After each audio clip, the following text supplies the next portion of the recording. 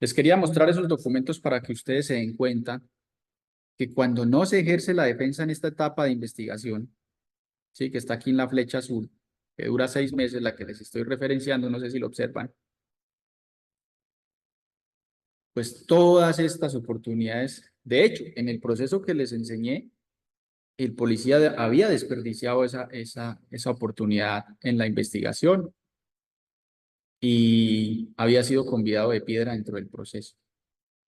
Me llegaban los correos, relajaba, yo ya estoy retirado, ya no tengo nada que ver con la policía, hagan lo que quieran, ¿cierto? Si me dan destitución a mí, si me dan suspensión, ya que suspensión, si ya estoy retirado. Pero más adelante vamos a hablar de los efectos de la suspensión cuando ya se está retirado. Y vamos a ver que sí perjudica. Bueno, hablando de los alegatos precalificatorios, y espero agotar con eso en el día de hoy, la etapa de investigación, para que el día lunes entremos de lleno ya en la etapa de juzgamiento. Entonces, en esos alegatos precalificatorios, ¿qué es lo que ocurre? Les voy a explicar unos minuticos más y ya abrimos el debate para las preguntas. ¿Listo? Téngame ahí la manito levantada que yo les voy a dar ahí en orden la palabra. Entonces, en esos alegatos precalificatorios, es la última oportunidad, o más bien la única oportunidad que tiene el investigado para que en etapa de investigación o etapa de instrucción exponga sus argumentos para demostrar su inocencia, para ejercer la defensa, para ejercer la contradicción. Es la única oportunidad. No tiene más. Entonces, bueno, listo, esos alegatos precalificatorios, sí, se exponen los argumentos y demás, pero ¿cómo se hace? ¿Cómo se hace? Recuerdan que yo les dije que había una clase que era demasiado importante y que trillamos mucho en ese tema y nos detuvimos y resolvimos dudas hasta que nos quedó claro ese tema. ¿Lo recuerdan? ¿Recuerdan a qué hacía referencia? Ilícito sustancial. Estructura de la falta disciplinaria, donde está efectivamente la ilícito sustancial. Mírenla por acá. Este es el bosquejo que debemos seguir para hacer nuestros alegatos precalificatorios. Y entonces en nuestros alegatos precalificatorios lo primero que habrá es una redacción de los hechos. Desde nuestra postura, ¿no? Desde nuestra teoría del caso. Puede que en el informe diga que yo llegué embriagado y que me encontraba bajo los efectos de yo no sé qué sustancia. Pero yo voy aquí a narrar mi teoría del caso. Y yo le voy a decir al señor de disciplina, mire, señor de disciplina, en ese informe dice estas cosas, pero lo que realmente ocurrió fue esto. Y le narro unos hechos. Le narro una conducta, existencia de una conducta o la inexistencia de una conducta, que es el primer elemento de la estructura de la falta disciplinaria. Entonces, si en el informe se está diciendo que usted llegó tarde, ¿cierto? Es una conducta. Pero si usted en su teoría del caso, en sus alegatos precalificatorios, narra que no, que nunca llegó tarde, o que llegó tarde pero que existía una justificación. ¿Sí ve? Entonces, el objetivo de estos alegatos precalificatorios es demostrarle al jefe de la Oficina de Control Disciplinario de Instrucción o al juez disciplinario de instrucción, como quieran llamarlo, que no debe formular pliego de cargos, sino que debe archivar de manera definitiva el proceso. Y debe seguir esta estructura, muy sencillo. Narra los hechos, donde se establece la conducta, y le dice, mire, esa conducta no es típica por estas y estas razones. No se cumple con la ilicitud sustancial, y ya vimos que constituye la ilicitud sustancial, ¿cierto? Y usted hace el análisis de su caso y le dice, mire, con mi conducta no se afectó el deber funcional, además existía una justa causa y, como si fuera poco, no se afectó sustancialmente el servicio. Por lo tanto, no se cumple con el elemento de la ilicitud sustancial. Tampoco se cumple con la culpabilidad porque mi conducta no merece un juicio de reproche. no cometí una conducta ni por dolo ni por culpa, porque estoy amparado por una excluyente de responsabilidad disciplinaria, por ejemplo. Sí hice uso de mi arma de fuego, hice uso de la fuerza letal, una persona terminó afectada, perdió la vida, pero yo lo hice en cumplimiento de un deber. Estoy amparado por una causal que me excluye responsabilidad. Existe una justa causa que era proteger mi vida y la de mis compañeros. Después de haber hecho este análisis, usted le anexa el soporte probatorio. No basta con narrarle y decirle, mire, realmente lo que ocurrió fue esto, sino que, mire, se lo estoy probando con esto. En el informe dice que yo llegué tarde al servicio y que me ausenté por tanto tiempo. Yo aquí le demuestro que para ese momento, según la PDA que yo tenía asignada en ese momento, me encontraba conociendo un caso en tal sector, el cual había sido reportado por la central de radio. Y está el informe emitido por la central de radio, la declaración rendida por quien en ese momento se encontraba como radiooperador en la central, y está el recorrido de la PDA. Esas pruebas demuestran que yo estaba conociendo un caso. Además está el testimonio de uno de los involucrados en el caso y está una anotación realizada en el libro de población. Mire que con 4 o 5 pruebas está argumentando lo que está diciendo. Esa es la forma correcta de hacer los alegatos precalificatorios.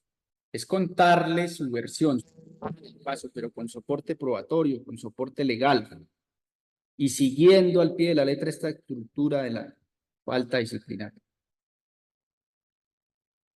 ¿Cierto? Esa es la forma correcta. Esa es la forma correcta. Que si usted puede redactar sus alegatos precalificatorios, claro que sí, usted los puede redactar. Que si existe alguna formalidad especial para redactar ese documento, no. Las formalidades normales de todo documento, lo mismo. En el encabezado, a quién va dirigido, la fecha en que lo realiza, el número de radicado del proceso. ¿Y de qué se trata? Alegatos precalificatorios, listo. Y expone sus argumentos. Esto que se realiza aquí, unos alegatos precalificatorios, siguiendo esta estructura tan hermosa, es muy diferente a usted entregarse en una versión libre aquí, iniciando la etapa de investigación. ¿Sí o no? Muy diferente. ¿Por qué es diferente, John? Pues porque usted ya solicitó pruebas, usted aportó pruebas, usted incluso realizó interrogatorios, contrainterrogatorios, usted ejerció una defensa activa dentro de la etapa de instrucción. Tiene conocimiento pleno de todo el expediente.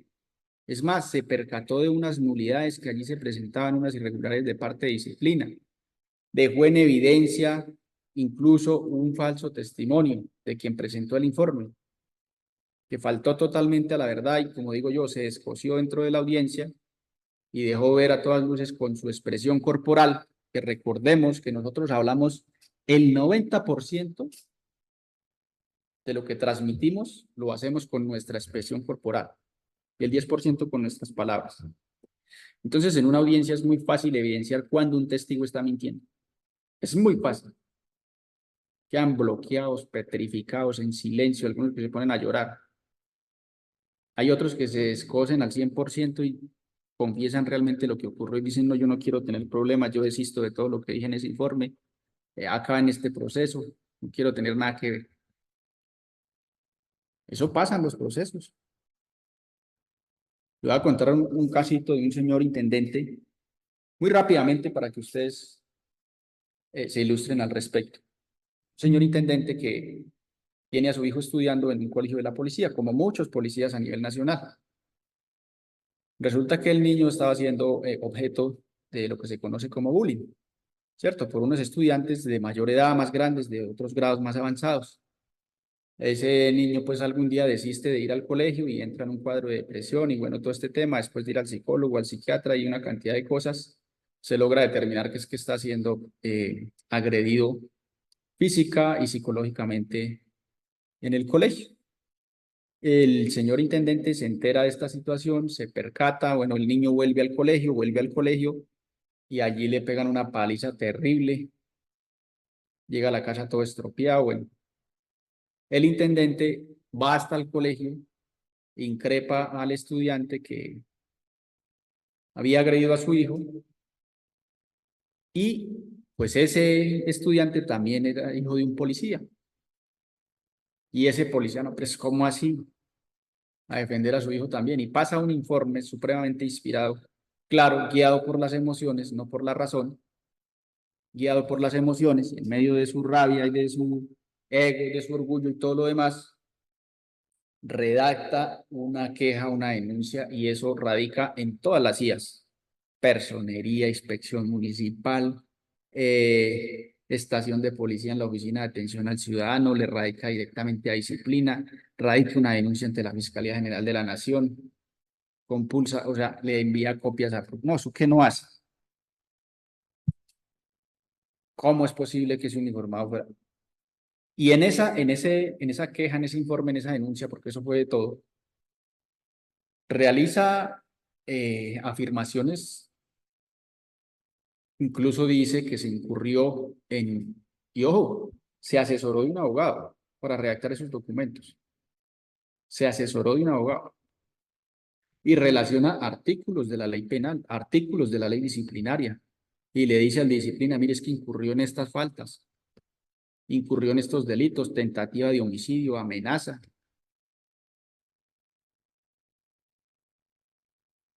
Viene el proceso, como en el proceso disciplinario lo único que reposaba era esa queja, pues lo primero es que se llama al señor a realizar ratificación o ampliación sobre esa queja o informe al otro policía, y empieza el interrogatorio.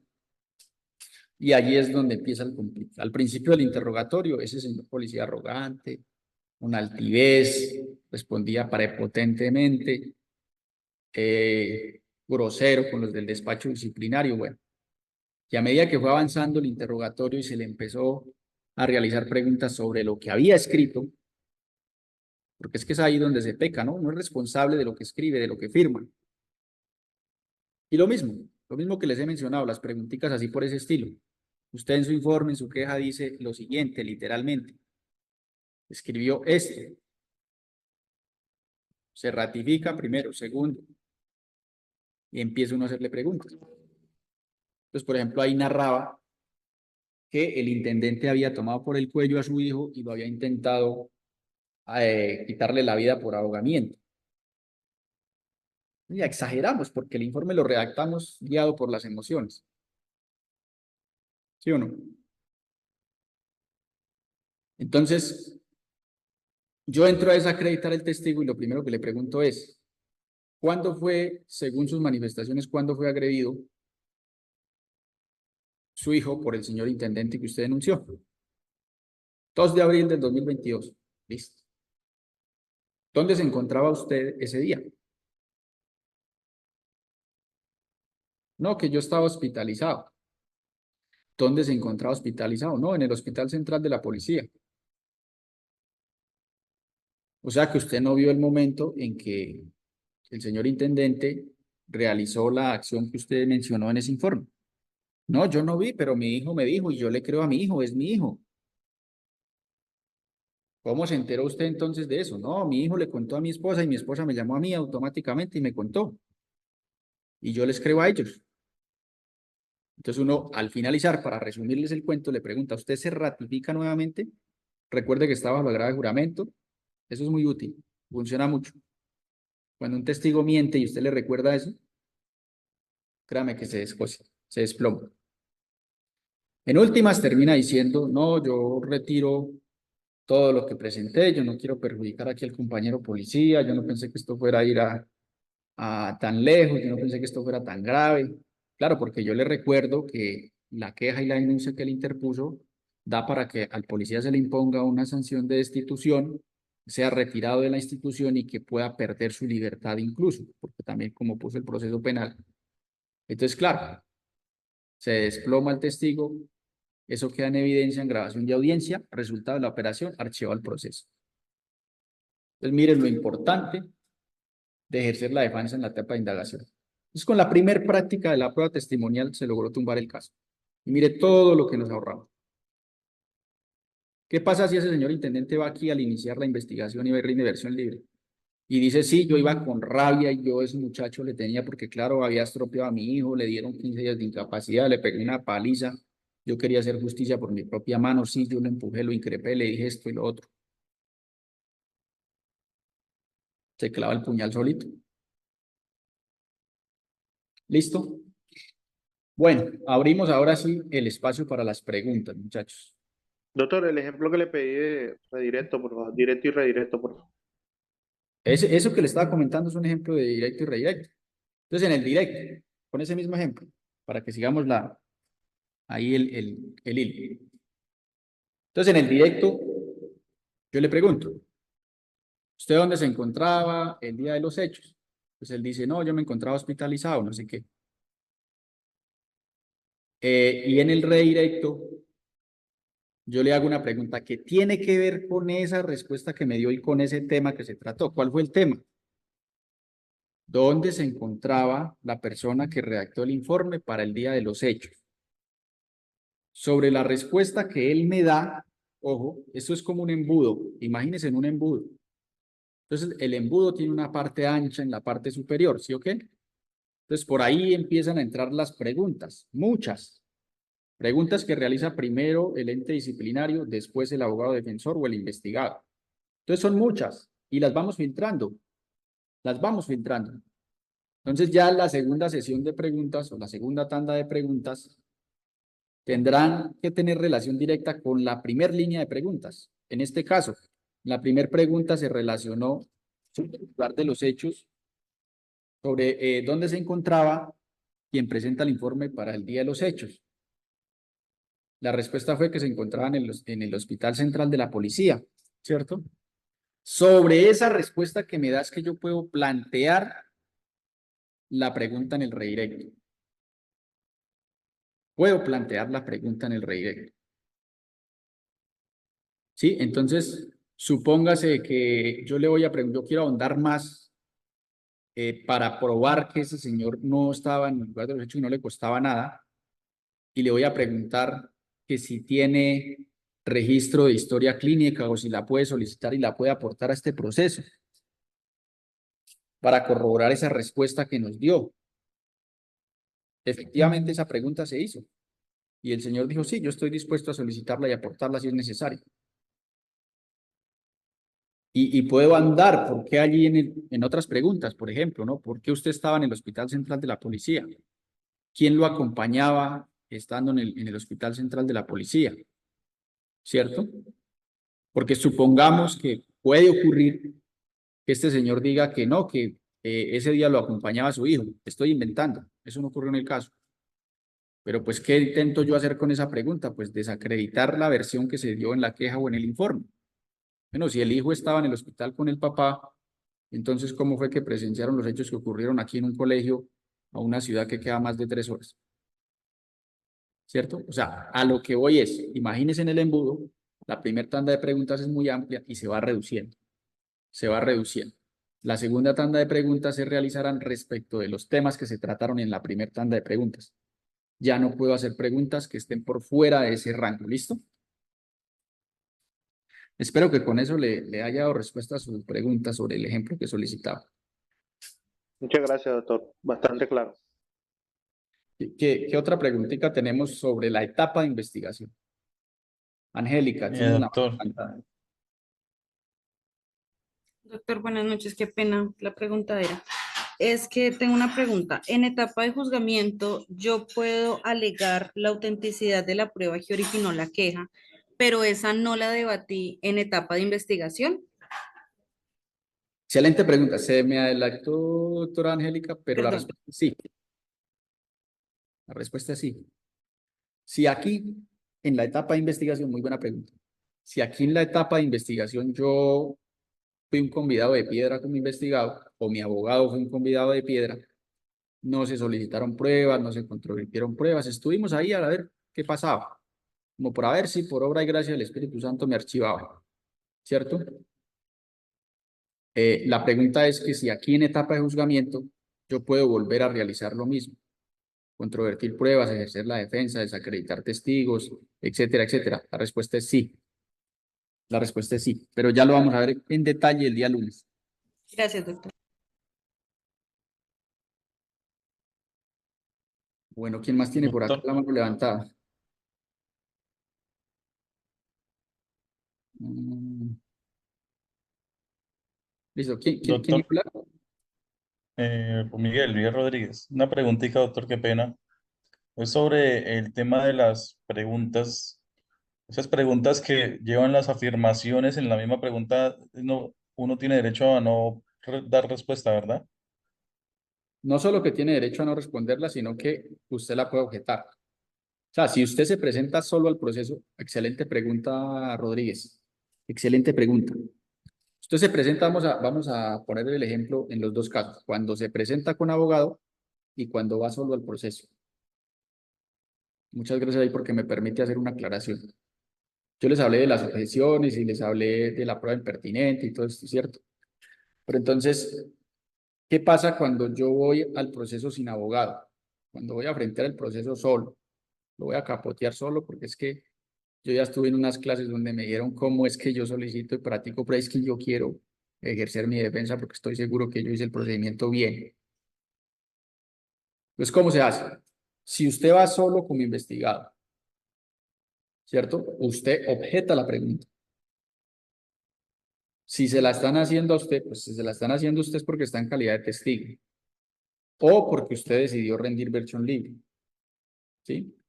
Pero la objeción siempre opera respecto de los testigos que se alleguen al proceso.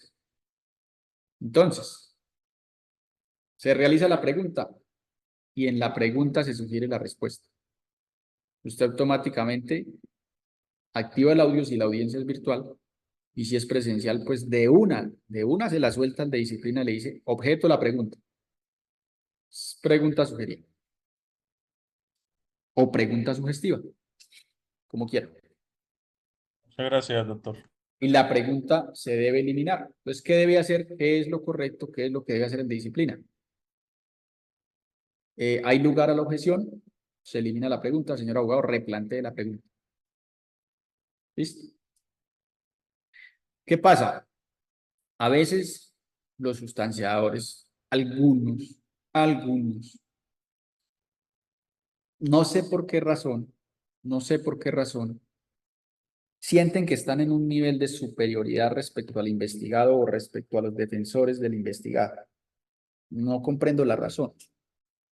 No comprendo la razón. Pero hay unos que son prepotentes y arrogantes. A mí me tocó una señorita patrullera sustanciadora en la MECUC y un señor subintendente también.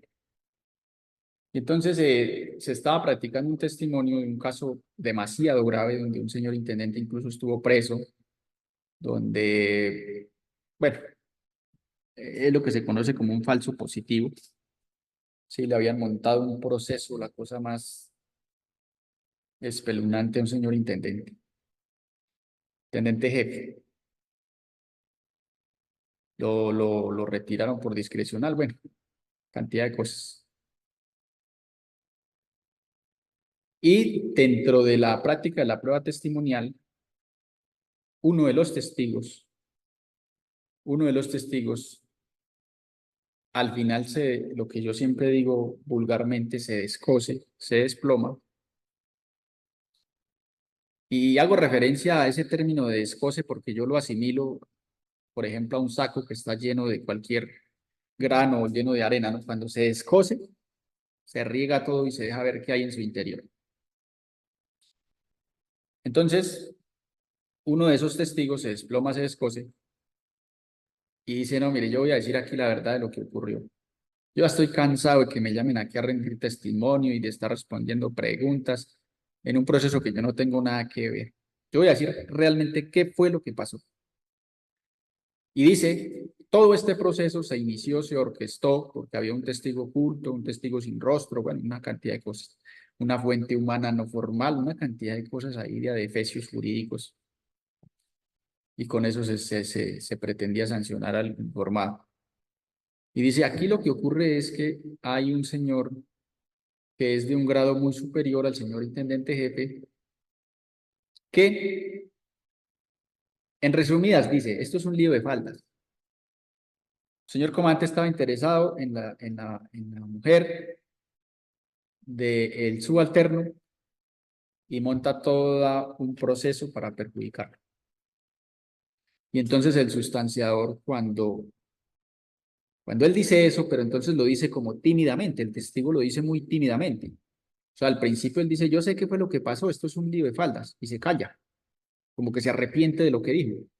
Entonces automáticamente, claro, a mí me conviene, a mi puerdante le conviene. Entonces yo necesito ahondar en qué realmente es lo que ocurrió, porque con una declaración de esa envergadura, pues todas las pruebas quedan sin validez.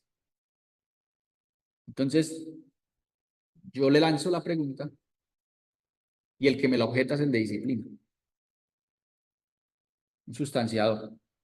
Me dice, no hay lugar a esa pregunta, abogado. Eso tiene que ver con cosas íntimas.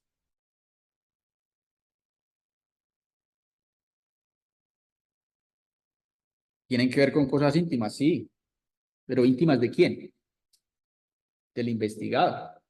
Entonces yo automáticamente le digo, sí, usted tiene la razón. Son temas que tienen que ver con la intimidad, pero es que esa intimidad tiene que ver con mi poder dante y él está autorizando plenamente. Si quiere, ábrale audio para que él autorice, para que se dé esa declaración de ese testigo. Y el señor intendente jefe dice, sí, que el testigo declare, no tengo ningún problema. Pero tercamente el sustanciador seguía insistiendo en que no. Entonces la objeción prosperará si está fundamentada, ¿no? Si está fundamentada. Bueno, se me pasó explicarles algo. Se me pasó explicarles algo. Ya nos pasamos el horario, pero se me pasó explicarles algo. ¿Qué pasa cuando yo solicito una prueba y disciplina me la niega? O sea, me dice, me acordé precisamente por este casito. Miren por qué la casuística es importante. Entonces, ¿qué pasa si yo le digo a disciplina, mire, resulta que en el lugar donde pasaron los hechos hay una cámara de seguridad y allí se evidencia que yo no cometí la conducta que se dice que yo cometí? Le solicito que pida la grabación. Y disciplina, supongamos, estoy inventando, supongamos que disciplina le dice, no, esa prueba no la podemos practicar. Se le niega la práctica de esa prueba. ¿Sí? Cuando la niega, saca algo que se llama un auto que resuelve solicitud probatoria. O sea, usted pasa su solicitud probatoria y él le responde con un auto que dice, auto resuelve solicitud probatoria. Y ahí le dice, le acepto la prueba 1, 2, 3, 5, pero tal prueba y tal prueba no se la acepta. ¿Qué pasa ahí? Que usted puede interponer lo que se conoce como el recurso de apelación. Recurso de apelación. ¿Qué es eso? Simplemente un escrito donde yo le digo, señor juez disciplinario, como usted me negó la prueba, yo le solicito que se me permita interponer el recurso de apelación para que sea la segunda instancia la que resuelva sobre esa solicitud probatoria. Y sustento mi recurso en los siguientes argumentos, fácticos, jurídicos y probatorios, la misma estructura que hemos visto. Fácticos, jurídicos y probatorios. Esta prueba es necesaria, es conducente, es útil por las siguientes razones. En ese video se evidencia claramente qué fue lo que ocurrió, porque esa cámara estaba ubicada en un ángulo que tenía una panorámica sobre la avenida donde ocurrieron los hechos. Por lo tanto, es una prueba útil, pertinente, es adecuada, es conducente. Y eso se va al de segunda instancia para que resuelva. ¿Listo? Se me había pasado eso. Se me había pasado eso. Muchachos, nos vemos el día de mañana. Nos vemos el día, perdón, el día lunes. El día lunes continuamos ya con la etapa de juzgamiento. ¿Listo? Día lunes con etapa de juzgamiento. También les voy a compartir algunos documentos. Una clase muy parecida a la de hoy. Espero que les haya quedado claro esta etapa de investigación.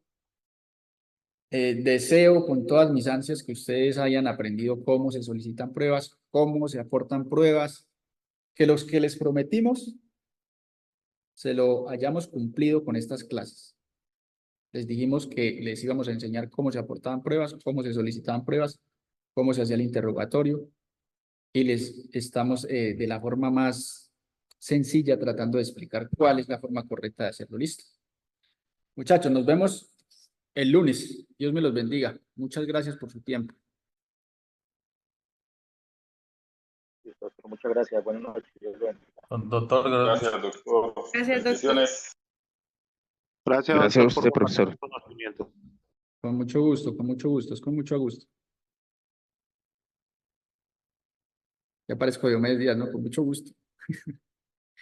Mentira, muchachos, Dios los bendiga. Feliz noche.